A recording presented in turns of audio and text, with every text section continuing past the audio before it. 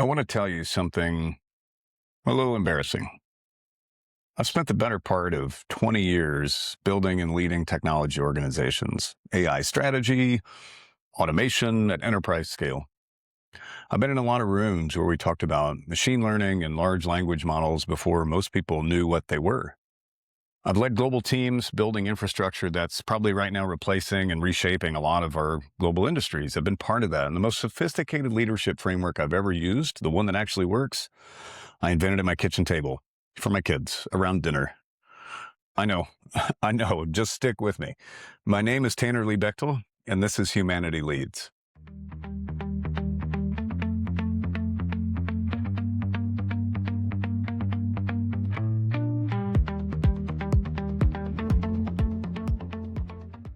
I believe with everything I have that the leaders who win this decade will not be the ones who automate the most. They'll be the ones who stay the most human while everything around us changes. Today, I want to talk about that and give you 4 critical questions, simple ones. And by the end of this episode, I want to show you why those questions are more powerful than anything I've found in 20 years of tech leadership. So let's go. Picture a Tuesday night, 6, 7 o'clock. Somebody spilled something, nobody's sure what it is, etc., whatever. Kids are coming in from school, from practice, from the drama of being middle schoolers and high schoolers, which if you've ever had one, you know is its own kind of full contact sport. Before anybody gets a fork in their hand, they know what's coming from me because I always do it. 4 questions every single night. I have for years. They know them very well by now. And here's the part that I love. They spent part of their day actually looking for those answers. Not because I told them to, not because I made a chart or created an incentive system. The questions themselves did that.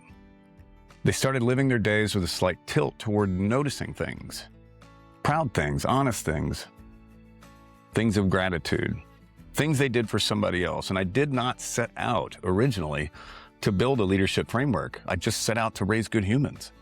But as it turns out, those 2 things are not as different as the business section of any bookstore would have you believe. So, without further ado, here are the 4 questions, and here is the order, because the order matters. So, question 1, what are you grateful for? And I ask you that too.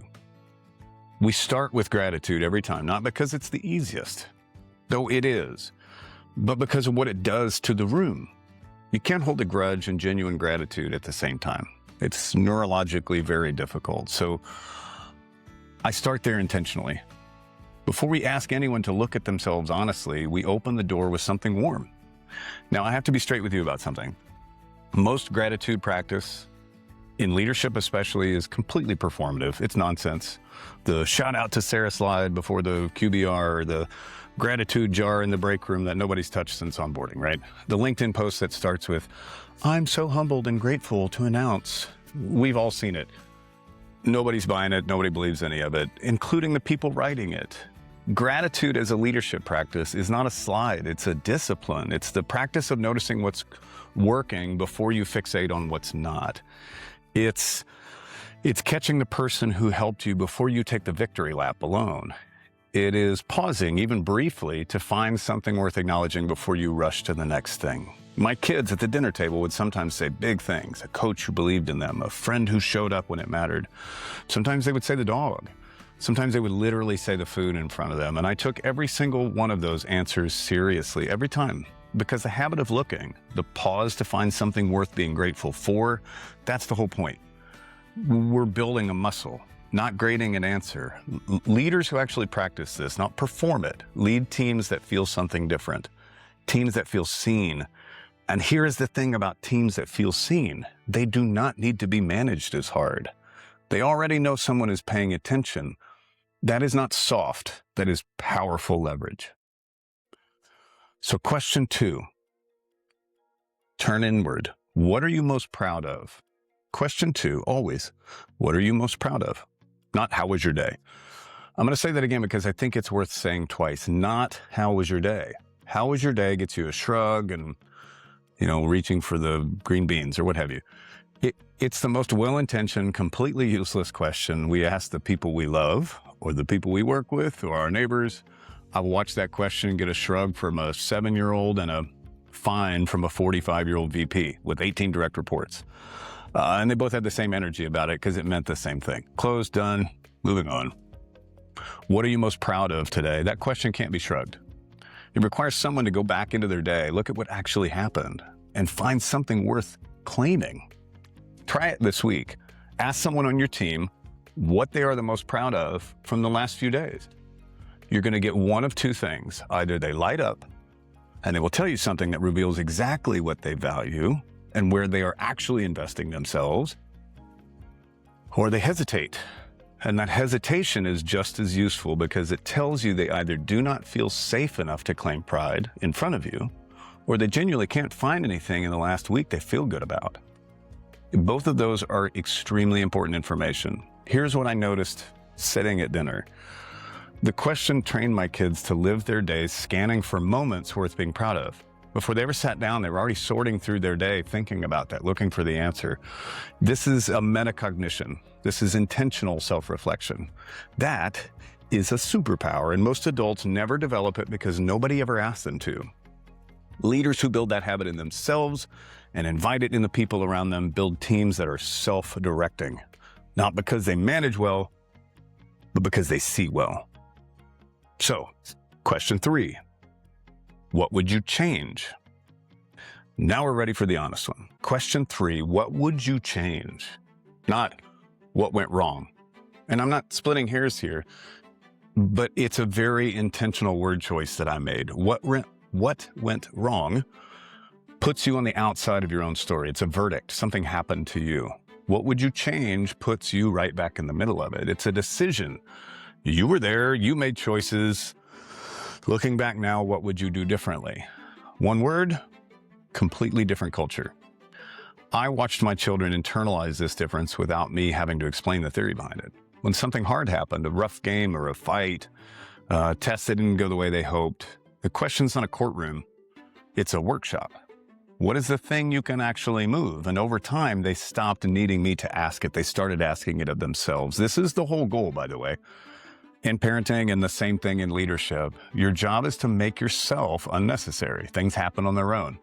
The best leaders I know are relentlessly curious about what they could do differently.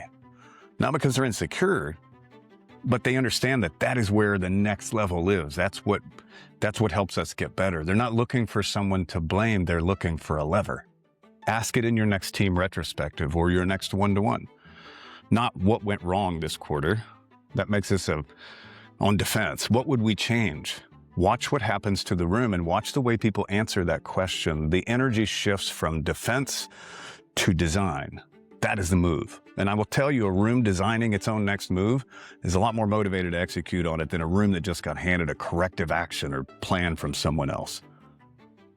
So, fourth and final, what did you do to help someone? And then this is a close outward. The final question, I'll be honest, it's the hardest one. What did you do to help someone today? This one would sometimes land in a pretty extended silence, a shrug, I don't know, nothing, I guess. And I would wait. I am not above a little dramatic pause at dinner. You can ask my children this, but I want to be clear, it wasn't a punitive silence. I was not staring them down waiting for a confession. I was waiting because I knew the question was doing its work. Give a person enough quiet and they'll start thinking.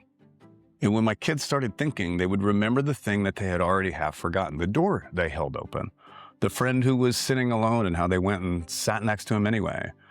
Maybe a moment they shared that they didn't have to share, something that created vulnerability. Those count, all of them. Over time, my kids started noticing these moments before I asked about them because they knew the question was coming. They were looking for the answer throughout their day. The question created a different kind of consciousness, a more outward one.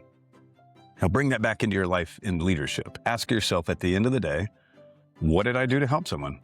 Not what did I deliver or what did we ship or what did I get done? How many tasks did I check off? It's a different measuring stick. One measures output, the other measures humanity.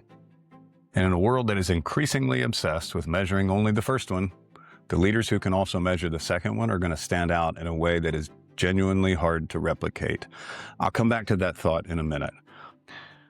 So, I told you at the top of the episode that I'm a tech leader. AI, automation, software engineering. I've run a global team for years, the whole bit.